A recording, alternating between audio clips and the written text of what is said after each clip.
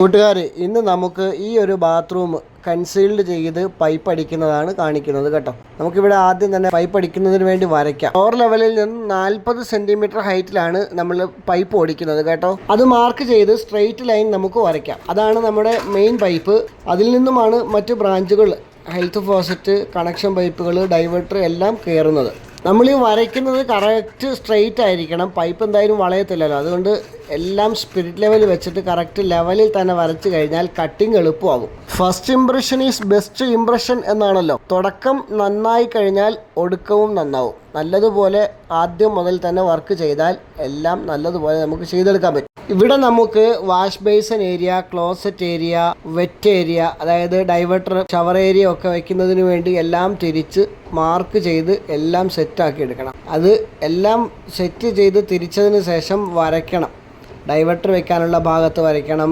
ഡൈവേർട്ടറിലേക്ക് കയറുന്ന പൈപ്പ് നമ്മൾ മുൻകൂട്ടി കണ്ടുകൊണ്ട് വരയ്ക്കണം. ചുരുക്കി പറഞ്ഞു കഴിഞ്ഞാൽ നമ്മൾ പ്ലംബിങ് ചെയ്യുന്നതിന് മുമ്പ് ചെറിയൊരു ചിത്രം ആ ചുമരിൽ വരച്ച് വെക്കണം. നമ്മളൊരു ബാത്റൂമിൽ കയറി കഴിഞ്ഞാൽ ആ ബാത്റൂമിലെ പൈപ്പിങ്ങും അവിടെ എന്തൊക്കെ സാധനങ്ങളുണ്ടോ അതെല്ലാം സെറ്റ് ചെയ്യുന്നത് മുൻകൂട്ടി നമ്മൾ തീരുമാനിച്ച് അതിൻ്റെ ഒരു രൂപം അല്ലെങ്കിൽ അതിൻ്റെ ഒരു ചിത്രം നമ്മുടെ മനസ്സിലുണ്ടാവുന്നത് വളരെ നന്നായിരിക്കും. ഇനി നമ്മൾ ക്ലോസറ്റിൻ്റെ കണക്ഷൻ പൈപ്പ് കൊടുക്കുമ്പോൾ ഡോറിൻ്റെ ഭാഗത്തു നിന്ന് നോക്കുമ്പോൾ നമുക്ക് ആ കണക്ഷൻ പൈപ്പ് കാണാൻ പാടില്ല. പിന്നെ ഒരുപാട് തൂങ്ങിക്കിടക്കാനും പാടില്ല. ഹെൽത്ത് ഫോസറ്റ് എപ്പോഴും വലതു സൈഡിലായിരിക്കണമെന്നത് ശ്രദ്ധിക്കണം. നമ്മുടെ വരയൊക്കെ കഴിഞ്ഞിട്ട് കട്ടിങ് തുടങ്ങിയിട്ടുണ്ട് കേട്ടോ. 4 ഇഞ്ച് ബ്ലേഡിട്ടാണ് നമ്മളിവിടെ കട്ട് ചെയ്യുന്നത്. കട്ടിങ്ങും ചിപ്പിങ്ങും അല്പം ബുദ്ധിമുട്ടുള്ളതാണ്. നല്ല വൃത്തിക്ക് അത് ചെയ്ത് കഴിഞ്ഞാൽ പൈപ്പിംഗ് ഈസി ആയിരിക്കും. പൈപ്പ് ഒട്ടിച്ചുകൊണ്ടിരിക്കുമ്പോൾ രണ്ടാമത് ചുറ്റിക എടുക്കേണ്ടുന്ന ഒരു അവസ്ഥ ഉണ്ടാവരുത്. ആ രീതിയിൽ തന്നെ നമ്മൾ ചിപ്പിങ് അടിപൊളിയായിട്ട് ചെയ്യുക. ഇനി നമ്മൾ പൈപ്പിങ്ങിലേക്ക് കടക്കുകയാണ്. CPVC പൈപ്പാണ് നമ്മളിവിടെ ഉപയോഗിക്കുന്നത്. SDR 11 ആണ്. കണക്ഷൻ പൈപ്പ് ഫ്ലോർ ലെവലിൽ നിന്നും 25 സെൻറ്റിമീറ്ററും ഹെൽത്ത് ഫോസിൻ്റെ 70 സെൻറ്റിമീറ്ററുമാണ് നമ്മൾ വെക്കുന്നത്. ക്ലോസറ്റിൻ്റെ കണക്ഷൻ പൈപ്പ് ശ്രദ്ധിക്കുക. 4 ഇഞ്ചിൻ്റെ സെൻറ്ററിൽ നിന്നും 25 സെൻറ്റിമീറ്റർ മാറ്റി ചെയ്യുന്നതായിരിക്കും നല്ലത്. അപ്പോൾ കണക്ഷൻ പൈപ്പ് ഒരുപാട് തൂങ്ങുകയില്ല. ഒരു 90% വരുന്ന ക്ലോസറ്റിൻ്റെയും വലത് ഭാഗത്ത് തന്നെ ആയിരിക്കും കണക്ഷൻ പൈപ്പ് ഉണ്ടാവുന്നത്. നമുക്ക് വേണമെന്നുണ്ടെങ്കിൽ വലത് ഭാഗത്ത് തന്നെ കൊടുക്കാം. ഡോറ് വരുന്ന ഭാഗം നോക്കി നിങ്ങൾക്ക് വലതോ ഇടതോ വയ്ക്കാം. കൂട്ടുകാർക്ക് ഇനി ഒരു എളുപ്പ ടിപ്സ് പറയാണ്. ഫിറ്റിങ്സ് ഒട്ടിക്കുമ്പോൾ ഓരോ ഫിറ്റിങ്സിൻ്റെയും മുകളിലും താഴെയും, അല്ലെങ്കിൽ എൽബോ ആണെങ്കിൽ എൽബോ, ടീ ആണെങ്കിൽ ടീ, ദാണ്ട് ഇവിടെ കണ്ടോ, ഈ ടീ ഒട്ടിക്കുമ്പോൾ ഞാൻ മുകളിൽ 2 പീസ് വെച്ചിരിക്കുന്നത് കണ്ടോ. കറക്റ്റ് ആ പൊസിഷൻ കിട്ടുന്നതിന് വേണ്ടി മാർക്ക് ചെയ്ത് നമുക്ക് ഒട്ടിക്കാനും എളുപ്പമാണ്. ഇങ്ങനെ വെച്ച് കൊടുത്തു കഴിഞ്ഞാൽ നമുക്ക് ഈസി ആയിട്ട് താഴെയുള്ള ഫിറ്റിങ്സ് ഒട്ടിക്കുകയും ചെയ്യാം, നീളം കറക്റ്റ് എടുക്കുകയും ചെയ്യാം. അതാണ് അതിൻ്റെ ഒരു ഗുണം. അതാണ് നമ്മൾ ഇടയ്ക്ക് ചുറ്റിക എടുക്കേണ്ട ഒരു അവസ്ഥ വന്നിരിക്കുകയാണ്. ഡൈവേർട്ടറിൻ്റെ വലിപ്പം ഒരല്പം കൂടുതലാണ്. ആദ്യം വെച്ച് നോക്കേണ്ടതായിരുന്നു. എന്നാലും നമ്മളൊരു ഊഹത്തിലങ്ങ് ഇടിച്ചതായിരുന്നു.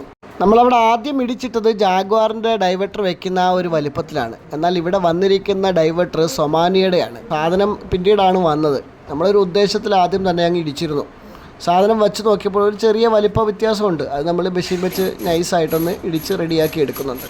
തുടക്കത്തിൽ തന്നെ എല്ലാം നല്ലതുപോലെ ചെയ്യണം എന്ന് പറയുന്നതിനുള്ള കാരണം ഇതാണ്. നമ്മൾ ആദ്യം തന്നെ ഇടിയും മറ്റു കാര്യങ്ങളൊക്കെ കഴിഞ്ഞിട്ട് ഉളിയും ചുറ്റയും മെഷീനും ഒക്കെ എടുത്ത് മാറ്റി വെക്കുന്നതാണ്. രണ്ടാമത് ഇത് എടുക്കുമ്പോഴുണ്ടാവുന്ന ആ ഒരു ബുദ്ധിമുട്ട് ഒഴിവാക്കാൻ വേണ്ടിയാണ് ആദ്യം തന്നെ എല്ലാം നല്ലതുപോലെ ചെയ്യണം എന്ന് പറയുന്നത്.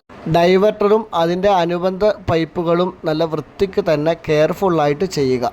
ഇല്ലാന്നുണ്ടെങ്കിൽ പിന്നീട് പ്രശ്നങ്ങൾ ഉണ്ടാവാൻ ചാൻസ് ഉണ്ട്. സൊമാനിയുടെ ആയതുകൊണ്ട് അതിൽ തന്നെ ഒരു സ്പിരിറ്റ് ലെവലൊക്കെ ഉണ്ട് കേട്ടോ. അതുകൊണ്ട് ആ ലെവൽ നോക്കി നമുക്ക് സെറ്റ് ചെയ്തെടുക്കാൻ പറ്റും. അതാണ് ഈ ടോർച്ചടിച്ച് നോക്കുന്നത്. അവിടെ ചെറിയൊരു സ്പിരിറ്റ് ലെവൽ വെച്ചതുകൊണ്ട് നമുക്ക് എളുപ്പമാണ്. ഡൈവേർട്ടറിൽ തന്നെ പ്രത്യേകം എഴുതിയിട്ടുണ്ട്, വലതു ഭാഗത്ത് പച്ചവെള്ളവും ഇടതു ഭാഗത്ത് ചൂടുവെള്ളവും കൊടുക്കുക. മുകളിലേക്ക് ഷവർ, താഴേക്ക് സ്പൗട്ട്. ഈ പോയിന്റുകളൊക്കെ കറക്റ്റ് ലെവലായിട്ട് സ്റ്റഡി ആയിട്ട് നിർത്തി കഴിഞ്ഞാൽ പൈപ്പ് വയ്ക്കുമ്പോൾ റോക്കറ്റ് വിടുന്നത് പോലെ പൊങ്ങിയൊന്നും നിൽക്കത്തില്ല കേട്ടോ. ഇത് ഫിറ്റ് ചെയ്യുമ്പോൾ ഒരുപാട് തവണ അങ്ങോട്ടും ഇങ്ങോട്ടും പ്ലാനിങ് ഒക്കെ ചെയ്യും കേട്ടോ. ചില സമയത്ത് പൈപ്പ് ഫിറ്റ് ചെയ്യുമ്പോൾ പൊങ്ങി നിൽക്കുന്നോ താഴ്ന്നു നിൽക്കുന്നോ എന്നൊക്കെ പറയും. കൂടെയുള്ള ആൾക്കാർ നല്ല വൃത്തിക്ക് പറയുന്നത് ശ്രദ്ധിച്ചോണം. ഒരാളും വലുതും അല്ല എന്നാലൊട്ട് ചെറുതുമല്ല. ആരെയും വില കുറഞ്ഞ് കാണരുത്. നമ്മൾ കൂടെ നിൽക്കുന്ന ആളുടെ അഭിപ്രായം എപ്പോഴും നമ്മൾ മാനിക്കണം. അദ്ദേഹത്തിൻ്റെ എക്സ്പീരിയൻസ് ആയിരിക്കും ഒരു പക്ഷേ നമ്മളോട് പറഞ്ഞു തരുന്നത്. അത് പ്രത്യേകം ചെവി കൊടുക്കണം, ശ്രദ്ധിക്കണം. ഇത് പറയുമ്പോൾ ഒരു കഥ ഓർമ്മ വരികയാണ്. പണ്ടൊരു കാട്ടിൽ വലിയ ഒരു വരൾച്ച ഉണ്ടായി. വെള്ളമില്ലാതെ എല്ലാ മൃഗങ്ങളും പരക്കം പാഞ്ഞു. എലിയും ആനയും ഒക്കെ അതിൽപ്പെടും.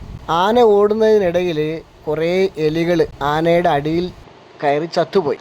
അങ്ങനെ മൂഷികന്മാരെല്ലാവരും, അതായത് എലികളുടെ രാജാവ് വന്നിട്ട് ഗജരാജനുമായിട്ട് സംസാരിച്ചു. നിങ്ങൾ ഓടുമ്പോൾ സൂക്ഷിച്ചോടുക, ഇല്ലെന്നുണ്ടെങ്കിൽ ഞങ്ങളുടെ പ്രജകൾ ഒരുപാട് പേർ മരണപ്പെട്ടു പോകുന്നുണ്ട്. അത് ഗജരാജൻ കേട്ടു. പിന്നെ ഒരു എലിയും ചത്തിൽ. പിന്നീട് ഒരിക്കൽ ആ നാട്ടിലെ രാജാവിന് യുദ്ധത്തിന് ആവശ്യമായിട്ട് ആനകളെ ആവശ്യമായി വന്നു. ഭടന്മാർ വലവീശി ആനകളെ പിടിച്ചു. അതിൽ ഗജരാജനും പെട്ടു. ഇത് കേട്ട് എലിരാജൻ വന്നിട്ട് ഗജരാജനെ രക്ഷപ്പെടുത്തി. ഈ കഥയിൽ നിന്നും നമ്മൾ മനസ്സിലാക്കേണ്ടത്, വലിയ ശരീരമുണ്ടായിട്ടോ വലിയവനാണെന്ന് പറഞ്ഞിട്ടോ കാര്യമില്ല.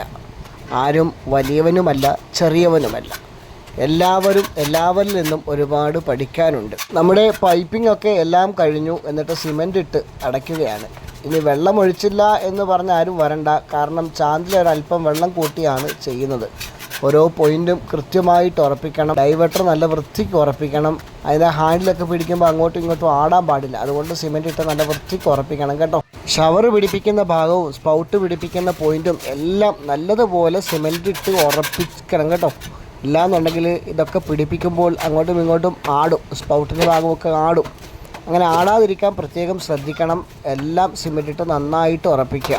ഇതിനിടയിൽ പ്രഷർ ടെസ്റ്റ് ചെയ്യുന്ന ഒരു വീഡിയോ കാണിക്കാൻ പറ്റിയില്ല. നമുക്ക് അടുത്ത വീഡിയോയിൽ പ്രഷർ ടെസ്റ്റ് ചെയ്യുന്നത് കാണിക്കാം കേട്ടോ. തുടക്കക്കാർക്ക് ഉപകരിക്കുന്നതിന് വേണ്ടി മാത്രമാണ് ഞാൻ ഈ വീഡിയോ ചെയ്യുന്നത് കേട്ടോ. ഒരുപാട് എക്സ്പീരിയൻസ് ഉള്ള ആശാന്മാർ ക്ഷമിക്കണം. നിങ്ങളുടെയൊക്കെ വിലയേറിയ അഭിപ്രായം കമൻ്റായിട്ട് രേഖപ്പെടുത്തണം. ഇഷ്ടപ്പെട്ടാൽ മറ്റുള്ളവരിലേക്ക് എത്തിക്കണം. ലൈക്ക് ചെയ്യാൻ മറക്കല്ലേ.